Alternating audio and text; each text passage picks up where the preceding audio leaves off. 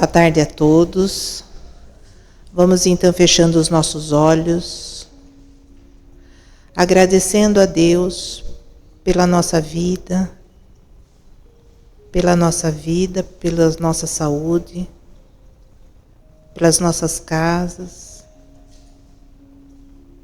por toda a nossa família. Agradecemos também a esta casa que nos acolhe com tanto amor e carinho, aos espíritos amigos que aqui cuidam de cada um de nós. E agradecemos, Senhor, por essa oportunidade. Orienta e abençoa a nossa palestrante Marli, ilumine-a, para que possamos ter maior proveito das lições de hoje. Que assim seja, graças a Deus, graças a Jesus.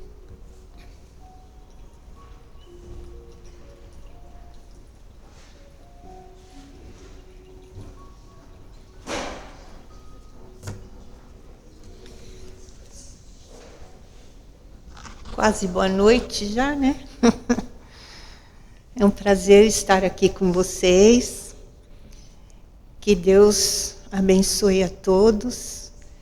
E nós vamos iniciar então o Evangelho de hoje com o capítulo 9, que diz assim: Bem-aventurados os brandos e pacíficos, porque possuirão a terra e serão chamados filhos de Deus.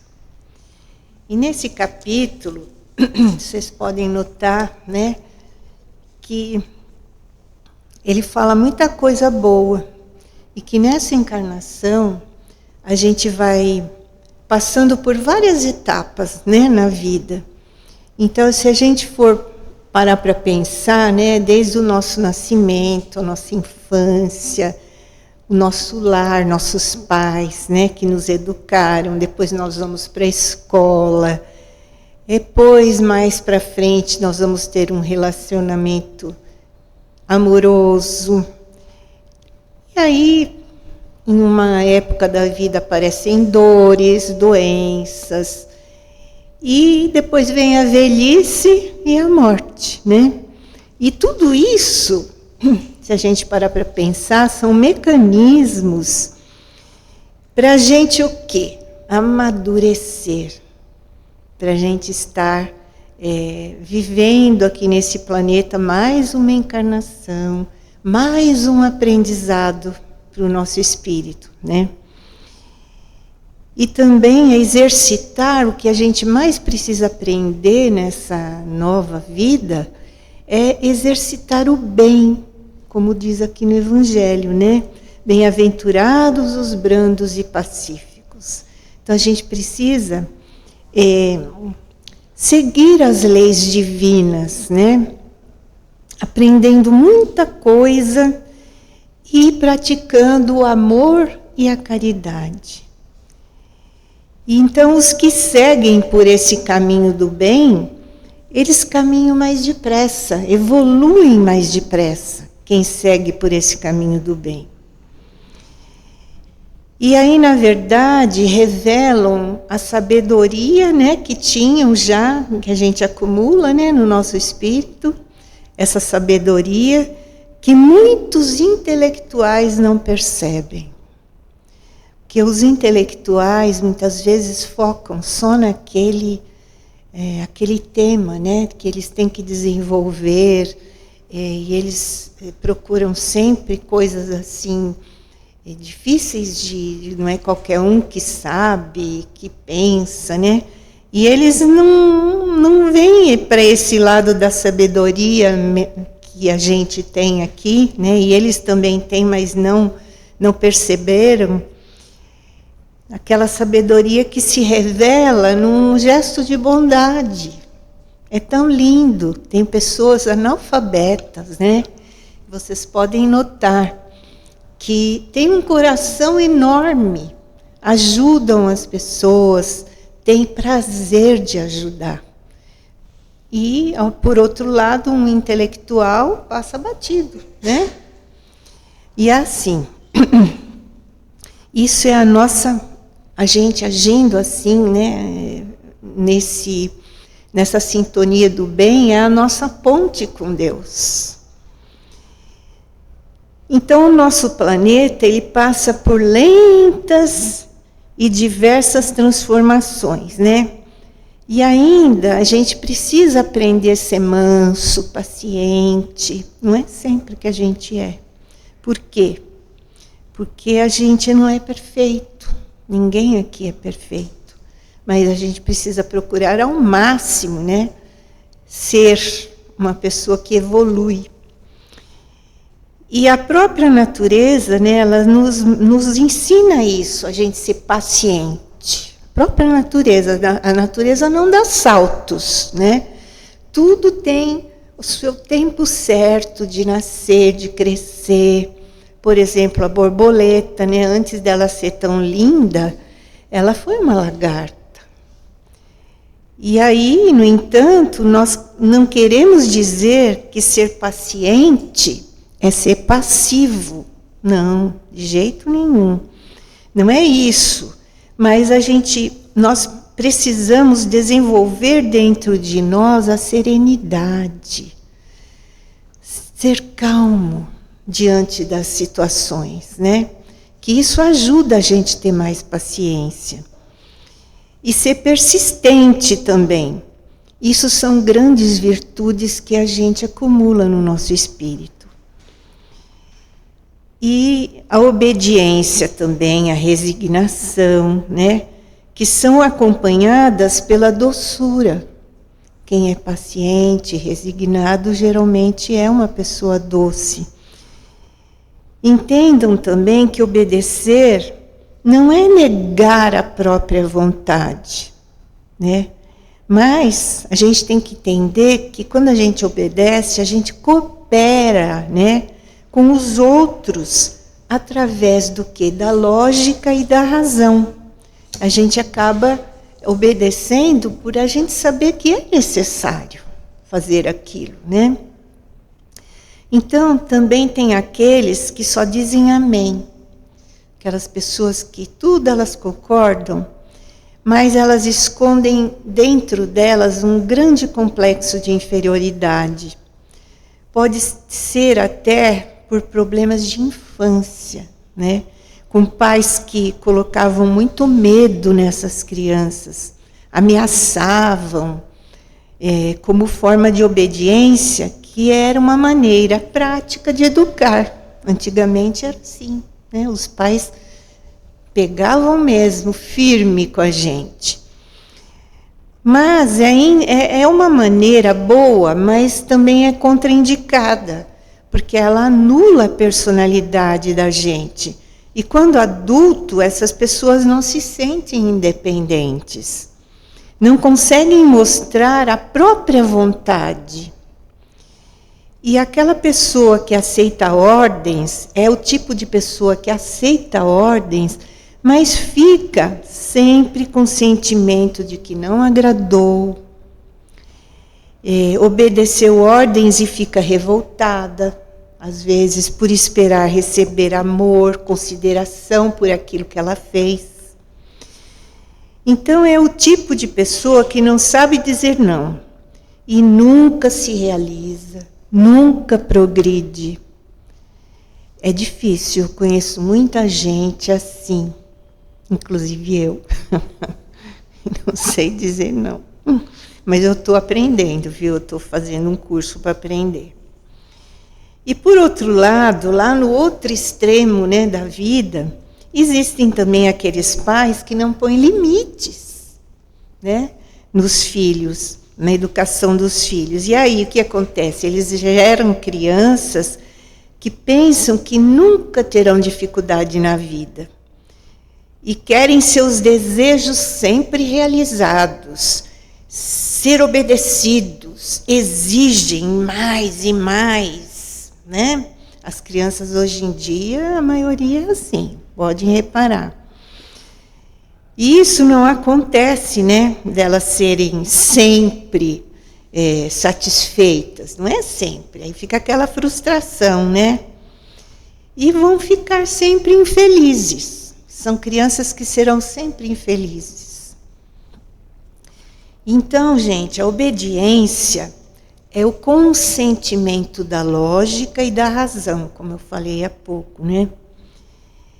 Não imposição, é uma obediência da lógica e da razão, porque a pessoa entende que ela está obedecendo porque é uma coisa lógica, uma coisa que tem que ser feita, por isso que ela está obedecendo. Já a resignação ela consente pelo coração em fazer, em realizar aquilo, né? Porque a pessoa presta um favor, quando ela é resignada, por livre e espontânea vontade. Então, ela se põe à frente para realizar algo que alguém precisa, né? Por quê? Porque os seus sentimentos sempre falam mais alto. Então, por isso, o resignado, ele não lamenta nunca a sua sorte, por maior que seja a dor. O resignado sempre entende, seja dor física ou seja uma dor moral. E ele suporta tudo sem se revoltar com Deus, ao contrário dos outros que obedecem com raiva, né? Porque o resignado sabe que Deus é justo e bom. E nada é feito por acaso, né? Tudo tem seu motivo de ser, que Deus sabe o que faz. E Ele sabe a diferença entre o bem e o mal. E o resignado sabe tudo isso. E que a felicidade absoluta não é desse mundo. Nós vivemos num mundo de expiações e provas. Então a gente sabe que jamais a gente vai ser feliz completamente. Sempre vai existir algo que vai pegar. Então o resignado, ele reconhece sempre que as dores desse mundo também podem ser consequências de vidas passadas. A gente apronta em outras vidas, pois a gente tem que passar pela mesma situação para poder aprender, para poder sentir de novo e resolver, porque já tem um pouco mais de experiência, né? Então, se a gente acusar Deus, né, de injusto, quando acontece alguma coisa, a gente vai contrair uma nova dívida. Então é melhor a gente começar a parar para pensar naquilo que está havendo, né? Por tudo, as consequências daquilo, as consequências que virão, futuras, se a gente não agir bem. Então é bom a gente parar para pensar, que isso nos traz muita satisfação interior e também a gente se sente realizado, porque a gente sabe que está no caminho certo. Então, antes da gente se queixar, né, nós precisamos agradecer. Por que isso? Porque esses sofrimentos são molas que nos impulsionam. Porque cada vez que a gente passa por um sofrimento, a gente tem um aprendizado junto, né? A gente aprende. Então, isso nos ajuda muito na nossa vida. Nos deixa, assim, pessoas mais conscientes. E então, esse amadurecimento, esses ensinamentos, quando a gente sente de verdade, é muito bom, porque aí a gente fica em plena paz. A gente não pode fingir que aprendeu e depois cometer de novo o erro. Isso não é legal, nem para nós, nem para ninguém, né? Não pode fingir, porque também a gente não evolui se a gente fingir, né? Muitas pessoas explodem, né, quando acontece alguma coisa, e falam palavrões, e até contra Deus até. mas isso não traz nenhum benefício. Essas pessoas vivem nesse mundo fechado, tristes, sempre revoltadas com a vida. Não faz bem. E isso a gente precisa aprender, né? Se não aprende numa vida, tem que aprender numa outra. E essas pessoas, às vezes, já vêm assim de outras vidas e não aceitam aprender. Então vão viver muitas e muitas até conseguir, né, se reconciliar consigo mesmas. E no lar, né, muitas delas mostram quem elas são. É no lar que essas pessoas mostram, porque elas podem ter gestos doces, meigos no trabalho, com os amigos, com pessoas que elas conhecem recentemente, que vão achar uma maravilha, né? Mas a gente mostra mesmo quem a gente é na família, né? E isso é porque nós queremos aparentar o que nós não somos. Por isso que eu disse anteriormente, que a gente não pode fingir, né? A gente tem que ser o que a gente é e procurar sempre aprender mais. E se fazer uma autoanálise para poder se corrigir também de coisas que a gente faz. Às vezes a gente faz uma coisa errada e a gente se arrepende, muitas vezes. Mas tem pessoas que nem percebem que fez errado, nem se arrependem do que fez. Então, é uma coisa difícil de viver, né, assim. Sempre triste, sempre revoltada. É muito difícil. Por isso é bom a gente estar falando, né, a gente prestar atenção. Não só aqui na Casa Espírita, mas hoje em dia existem tantas oportunidades em vídeos, né, para a gente captar tudo isso que eu estou falando. E aí, também tem aqueles que agem por interesse, ficam bonzinhos, né, só por interesse, só até conquistar aquilo que precisam, depois mostram quem eles são. E se vocês tiverem alguém assim ao redor, né, não custa dar uma dica de vez em quando, porque isso ajuda, né? Sem ferir a pessoa, a gente tem como falar de modo meigo, suave, mas ou dando exemplo de outra pessoa, né, para que ela capte aquilo, né? A gente pode fazer isso. Então, muitos também se vestem bem, se vestem com joias, para aparentar o que eles não são, né? Por quê? Porque eles têm medo de mostrar o que eles são por dentro. Isso também é um mecanismo de defesa do ser humano. Às vezes fazem papel de pessoas de sucesso, pessoas importantes, e ficam na ilusão de que eles são assim realmente. Eles vestem essa carapuça, de que eles são assim, né? E nem percebem o quanto estão sendo falsos com eles mesmos. E aí, de tanto representar quem eles não são, chega um dia em que eles nem mesmo sabem quem eles são. Eles perdem a personalidade. Então a gente precisa ser autêntico, né? Descobrindo as nossas qualidades, porque todo mundo tem virtudes e defeitos. Todos nós temos um lado bom e um lado ruim, né? E tem uns que são piores, outros são melhores, mas a gente tem, porque aqui ninguém é perfeito.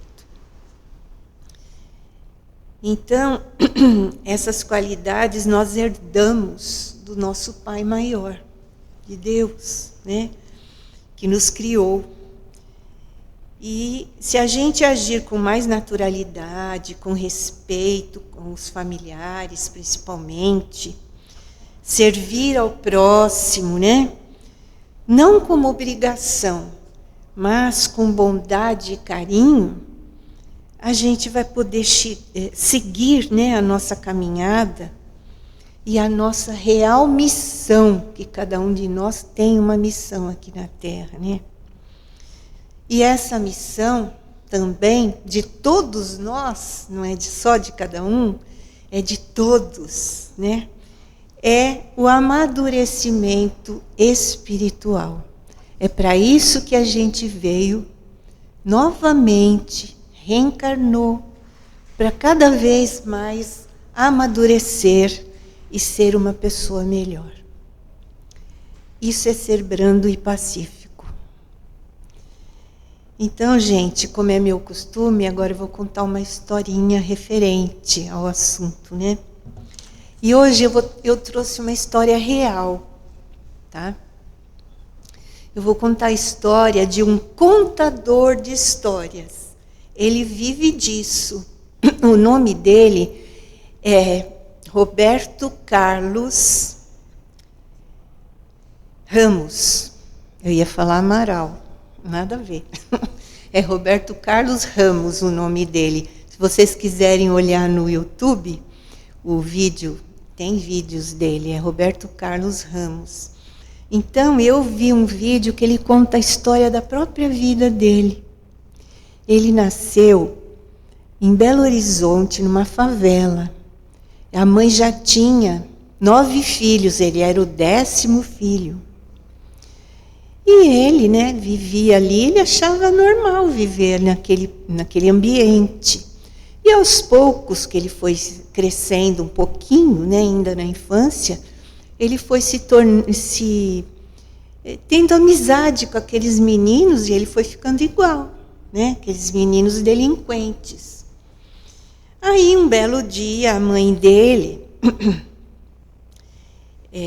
soube que na FEBEM havia um programa de valorização para essas crianças, né? Um programa que reanimava, não é esse bem o termo, é um programa de recuperação, né? Para aquelas crianças. E aí ela levou o filho dela lá, internou o menino lá. E ele foi vivendo lá naquele meio só, né, aprendendo coisas piores ainda. E, ao mesmo tempo, o que ele fazia? Ele fugia. Ele chegou a fugir 132 vezes. Gente, não é brincadeira. E aos 9 anos, ele era mais novinho quando ela internou, mas aos 9 anos ele foi considerado irrecuperável pela FEBEM. Vejam só. Mas, um belo dia, apareceu uma senhora, uma francesa, chamada Marguerite Duval. Ela chegou lá porque ela estava fazendo um trabalho de... fugiu da minha mente. Aquele mestrado, trabalho de mestrado, e ela precisava visitar esses locais, estar presente nesses tumultos todos, né? Quando ela chegou lá, ela se encantou por esse menino, pelo Roberto Carlos. Ela se encantou por ele. E aí o que ela fez? Ela convidou o menino para ir passar uma semana na casa dela, para ela conhecer ele melhor, né? E ele foi. Ficou bem lá com ela, tudo. E aí o tempo foi passando, ele foi ficando e ficando. E o que ela fez? Ela acabou alfabetizando o menino e ensinando também ele a falar francês. E o menino ficou lá 1 ano. Quando chegou esse ano, né, que se passou, ela começou a conversar com ele, falar que ela precisava voltar para a França. E ele não estava gostando nada dessa história. E ela falou que gostaria de levá-lo junto, né? Porque ela estava apaixonada por aquele menino. Sabe o que ele fez? Um dia, já quase nos dias dela ir, ele pegou e foi tomar banho, abriu a torneira da banheira e deixou aberta e inundou a casa inteirinha. Molhou todo o carpete, todos os tapetes, móveis, molhou tudo, inundou a casa. Quando ela chegou e viu aquilo, ele esperava que ela ia ficar uma fera, né? O que ela fez? Ela abraçou ele. Falou assim: ô menino danado, por que você fez isso? Aí ele falou assim: é porque eu queria testar se você me amava mesmo, para eu poder ir com você para a França. Olha que inteligente. Mas olha o que ele aprontou. E ela perdoou o menino, levou ele embora para a França. E lá eles viveram muitos anos, ele se formou pedagogo. Mas quando ele tinha 20 anos, ela morreu. E depois que ele se formou, que ele tinha já uma boa, né, estrutura, ele voltou para o Brasil. E quando ele chegou aqui no Brasil, ele foi lá na FEBEM ver os meninos. E o que ele fez? Ele adotou 25 garotos.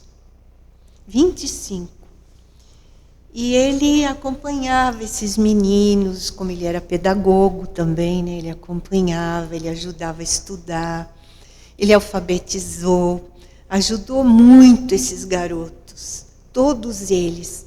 E esses meninos também se recuperaram, assim como ele. É muito emocionante ele contar a história, sabe?